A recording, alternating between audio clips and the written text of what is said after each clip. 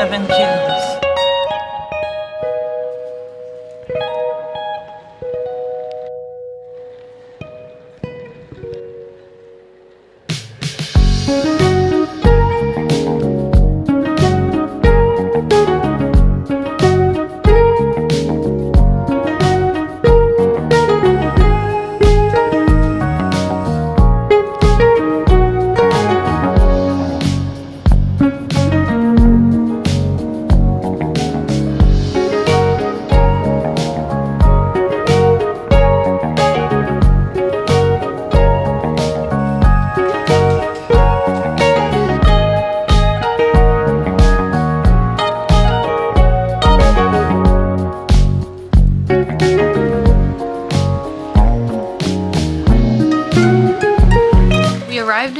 At around 10:30, and after desperately trying to figure out the train system, we finally made it onto the correct train to Tokyo.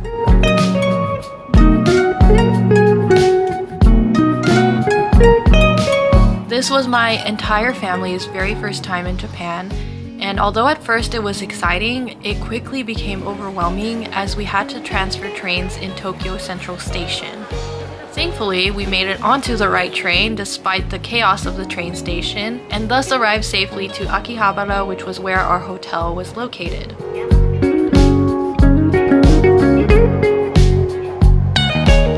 The next station is Akihabara.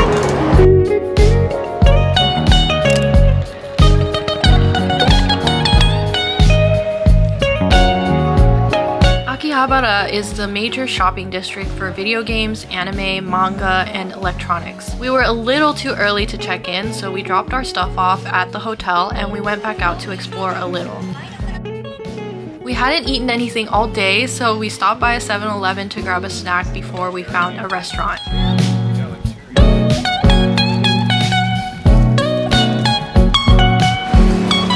I did not open this right. We were so hungry that we just found the closest revolving sushi restaurant and ate there. There was a little bit of a wait, but I thought it was cool how they really tried to minimize the amount of social interaction there was. You got your number at the kiosk and your number gets announced along with the table that you're assigned to, and then you order on the tablet at the table. Your food is of course brought to you on the conveyor belt, and when you're done, you pay at another kiosk, which I forgot to film.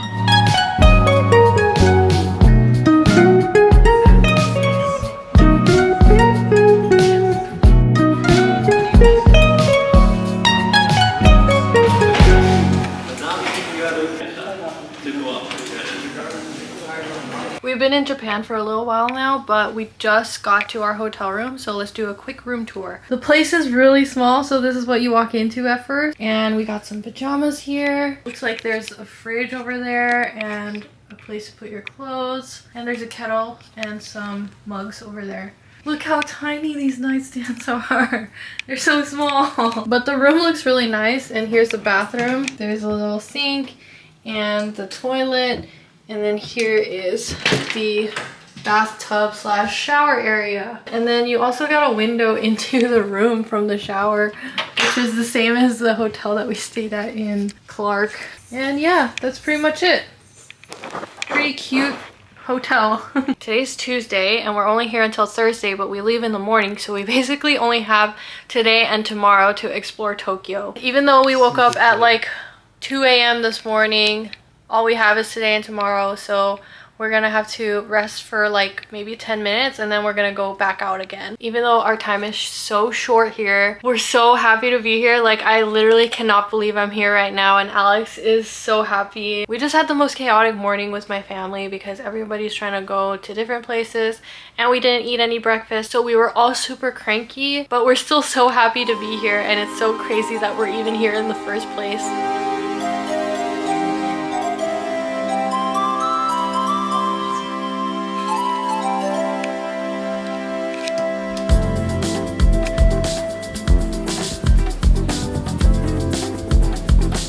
So for a quick disclaimer, our time in Tokyo was so short that I didn't really have time to film it very well. Normally, I would film establishing shots or shots that would help you as a viewer understand where I am, but I feel like Japan, or at least Tokyo, is kind of like a labyrinth. You walk into a building and this building could very well be 9 or 10 floors, but every single floor is something completely different than the one below it. In Akihabara, we saw a ton of claw machines, gachapon, arcade games, and I mean arcade games that I never even knew existed. If we had more time, I definitely would have tried some of them out.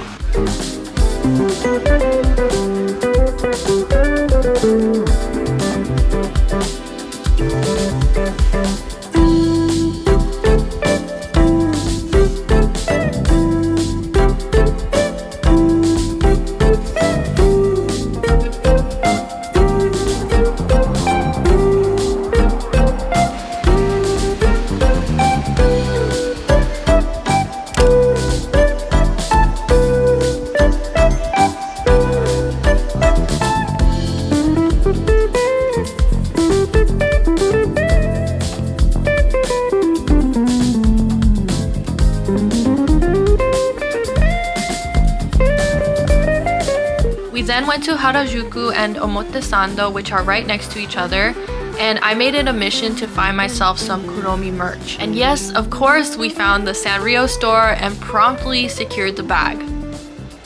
But one thing I really loved about this area was the street fashion. I kind of wish I was able to get a video of at least one person's outfit, but it's so different from the US. One huge difference was the shoes. Some people wore these chunky platform shoes that I absolutely loved, but these kinds of shoes are definitely not something you would normally see in the US.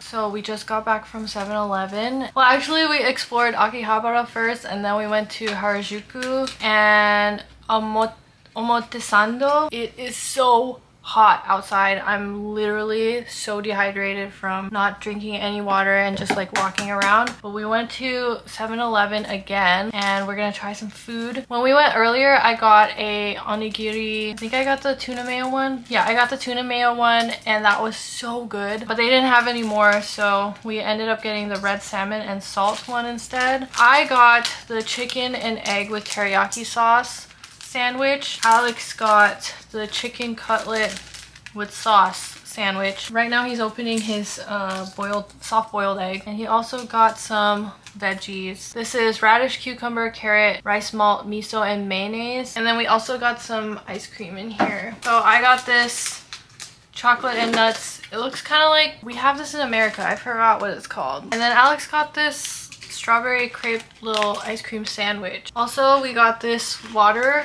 Well, it's not water. I keep thinking this is water because it looks like it's packaged in a water looking bottle, but it's actually a flavored drink. I don't know how I feel about it. It's seasoned. The egg is seasoned?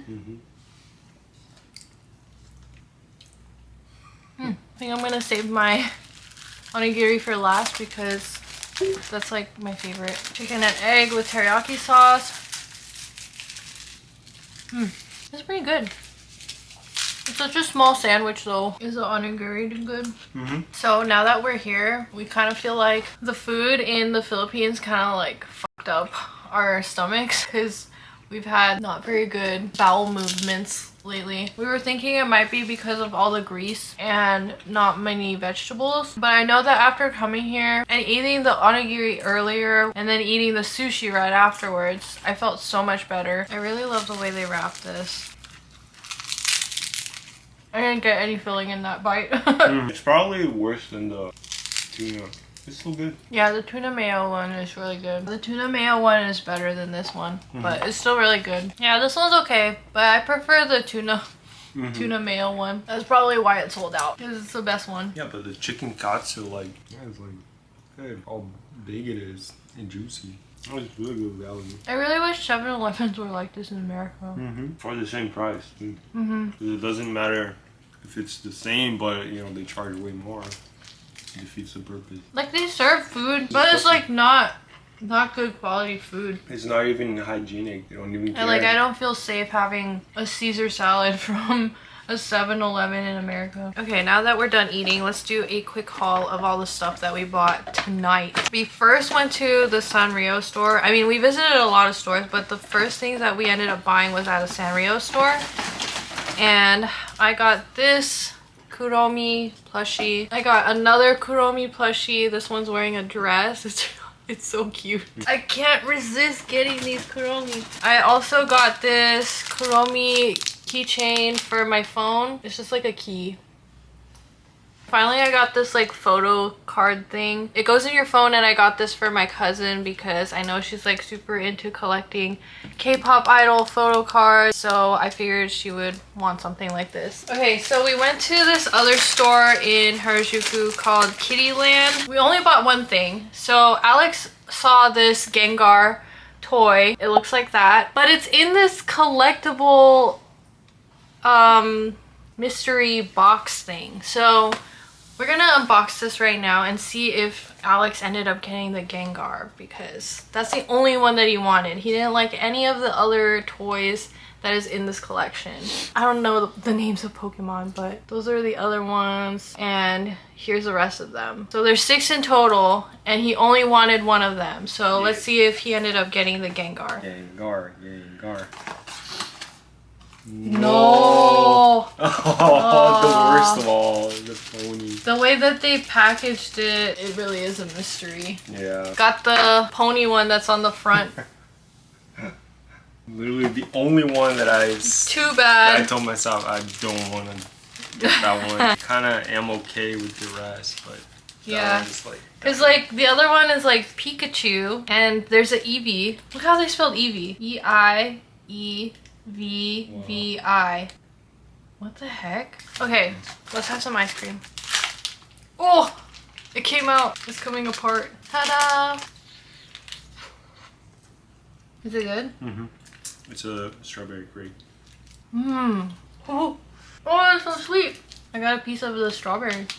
Mine's like kind of melted. It's literally so hot in Tokyo right now. We kind of expected it, but to give context, it's literally like Manila round 2. It's just as hot as Manila is. It's the rain that makes it worse. Yeah, it's hot and humid. So if you ever plan to come to Tokyo in the summer, yeah, just be prepared. It's really hot. We need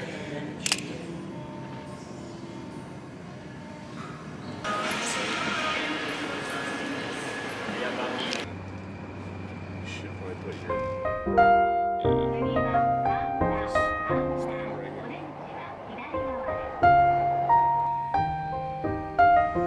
it'll cost. Let's just take it this easy. Because dude, we could really take The next station is Tokyo.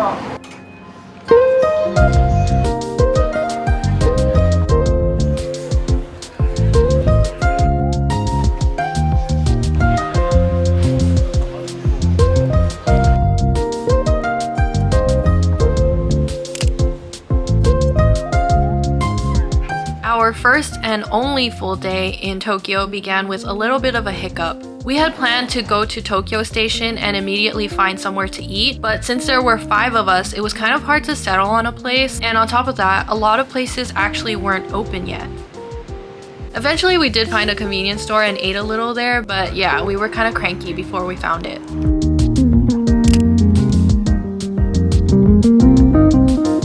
We went to the Imperial Palace, and this was unfortunately as close of a view as we could get, since you actually need to reserve a tour to go there, and we didn't know that.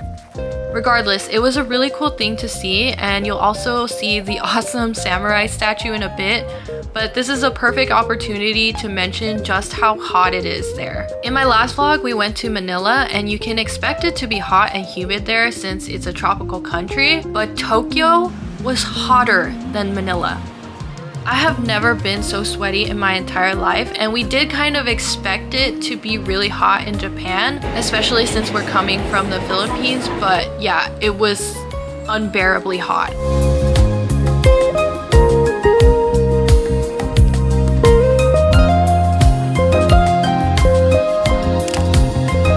Our next stop was Asakusa, and I would say that this is a really great place to take photos and buy souvenirs. There were a lot of people dressed in kimonos, and even though I didn't dress up, which is something that I would really love to do, even just seeing other people dressed up made me so happy. Like I said, it was really hot, so props to everyone who wore kimonos because I bet it was even hotter under all of that clothing.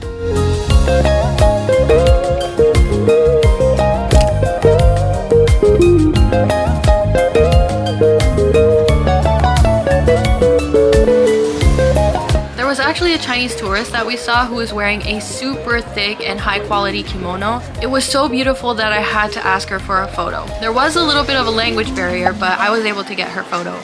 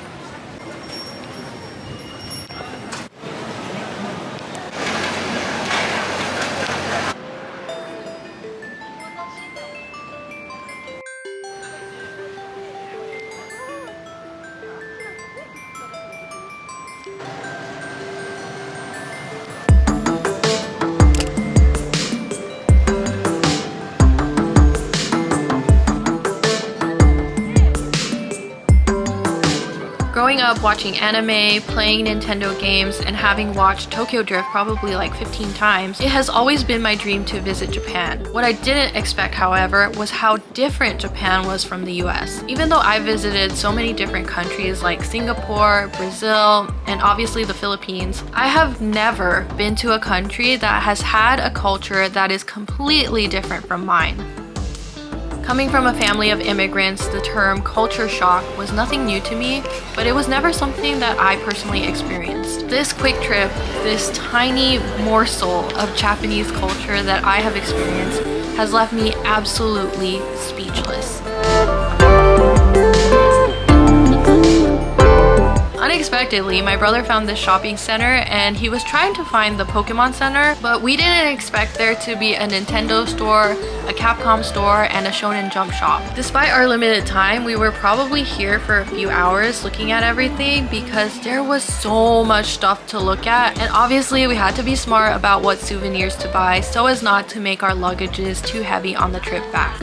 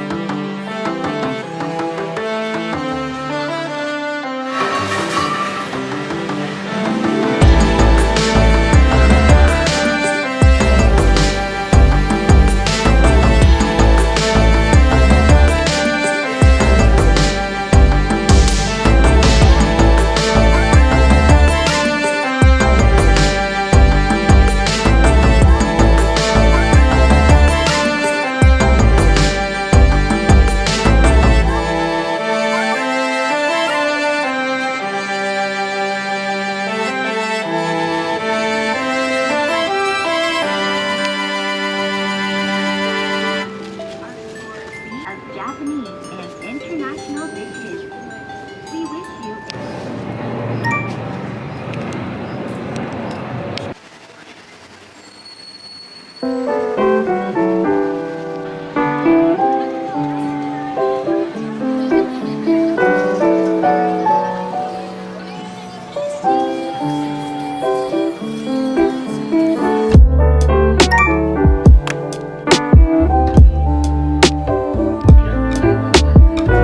in Akihabara, we met up with one of Alex's friends who he met through his brother while she was an international student at his brother's university. We went to this electronics store which was 9 floors, but on the 8th floor was a food court, and we never would have known that if it weren't for her. We decided on this gyukatsu place, and it was definitely a very comforting meal.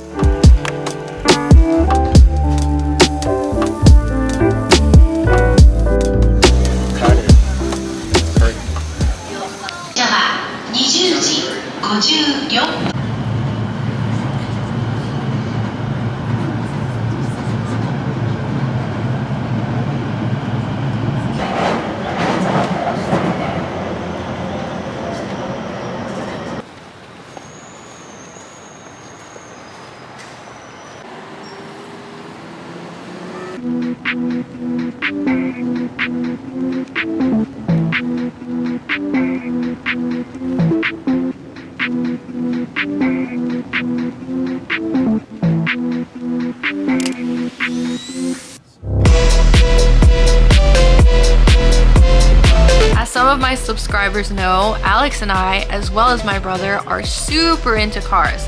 And even though, for the millionth time, our time was short and we didn't have a car, we decided to take the risk of going to this parking lot in Yokohama that is famous amongst car people. It's probably better to visit this place on the weekend, but beggars can't be choosers, and we were still able to see some cars that you definitely wouldn't see in the US. For example, later on you'll see a white Porsche that was built by a legendary car tuner named Akira Nakai.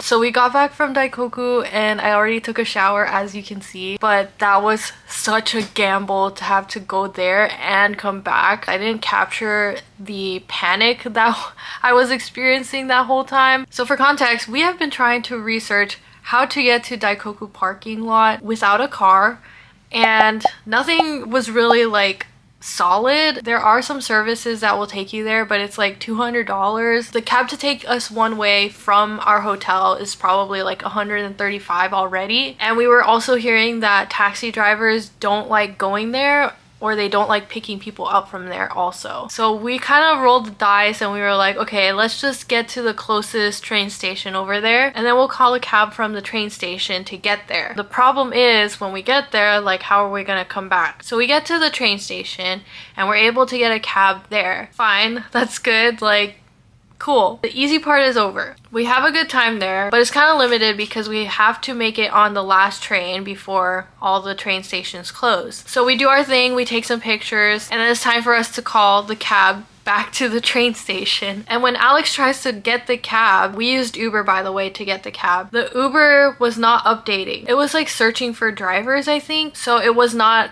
completing the ride or whatever. It wasn't updating, I think because there were no drivers around, or like no driver was accepting the ride. So then my brother requests a ride on his Uber app, and thankfully his gets accepted right away. At this point I was panicking so much because if Alex's ride did not get accepted, we would be late for the train and we would have to find an Uber all the way from Daikoku back to our hotel room, which like I said is like $135 or like $200. Could have been more. So miraculously this cab driver is in the parking lot. He was already there.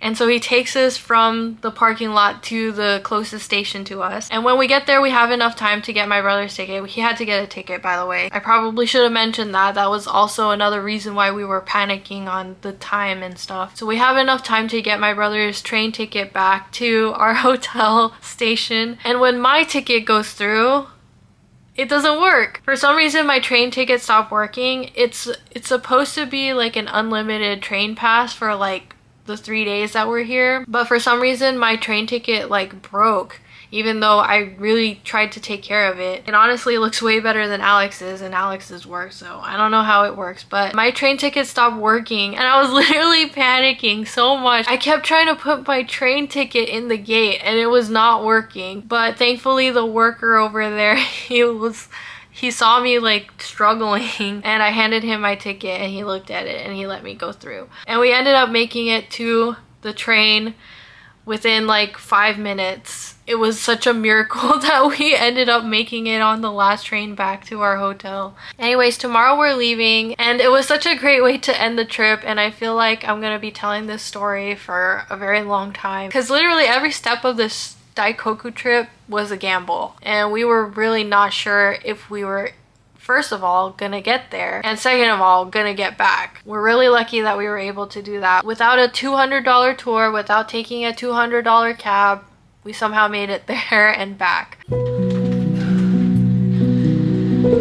Sadly, we had to leave the next morning, and even though our time in Tokyo was brief, we knew we had accomplished so much. It actually made us even more excited to visit Tokyo again, and next time make it a much longer trip so we can visit the other cities in Japan. This was actually the last of the footage from my trip, since after this train ride, I decided not to film anything else in the Philippines before going back to the US a few days later. I really appreciate everyone who watched my vlogs, and I hope this inspires you to travel to new countries and experience new cultures. I work so hard on these vlogs, and my only hope is that people truly find joy and inspiration in watching them.